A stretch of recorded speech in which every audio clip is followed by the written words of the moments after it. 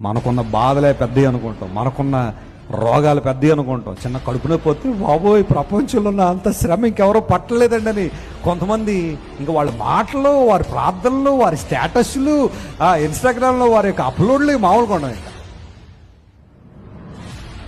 ఎంత కష్టంతో నలిగిపోయే వాళ్ళు ఉన్నారు తెలుసా ప్రపంచంలో.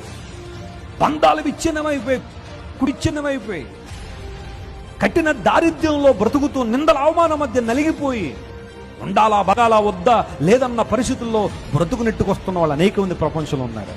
చిన్న చిన్న దానికి ఎందుకు విచారపడుతున్నావు? చిన్న చిన్న విషయాలకు ఎందుకు దుఃఖపడుతున్నావు? రోజుల తరబడి ప్రభు కొరకు ఏం చేయకుండా ఎందుకు అలా ఉండిపోతున్నావు? నువ్వు చేయగలిగిన పనులు కూడా అక్కర్లేదు నేను చేయను అని ఆ విచారంతో నువ్వు దేవుని కోసం ఏం చేయలేకపోతున్నావు, కుటుంబం కోసం ఏం చేయలేకపోతున్నావేమో. బైబిల్ సెలవిస్తూ ఉంది, నా సమయం రానే వచ్చింది, నేను వారి విచారాన్ని కొట్టివేసి వారిని ఏం చేయబోతున్నాను? సంతోషపరచబోతున్నాను, ఆనందపరచబోతున్నాను. యేసయ్యలో ఉన్న ఆనందం చాలా గొప్పది. నమ్మిన వారు స్తోత్రం చెప్పండి. హల్లెలూయా.